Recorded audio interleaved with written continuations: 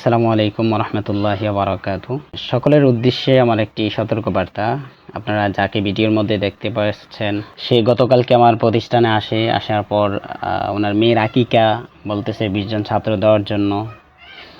তো অনেকক্ষণ রিকোয়েস্ট করলো, তো আমি আগে জানিয়ে নিলাম কোথায়, সেটা একটু দূরত্ব, এই জন্য আবার হলো রাত, তো বলছে গাড়ি দিয়ে নিবে আবার এনে দিয়ে যাবে। তো আমি রাজি হই নাই, কারণ এক হলো রাত, আবার হলো একটু দূরত্ব, সেই জন্য রাজি হই নাই।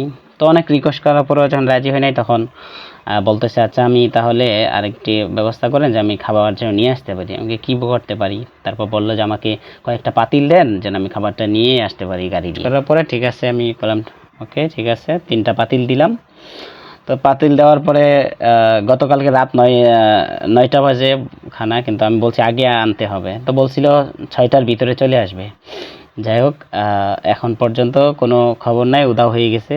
তো সকলে এই বিষয়গুলো আসলে সতর্ক থাকবেন ইনশাল্লাহ, এরকম বাটপার থেকে।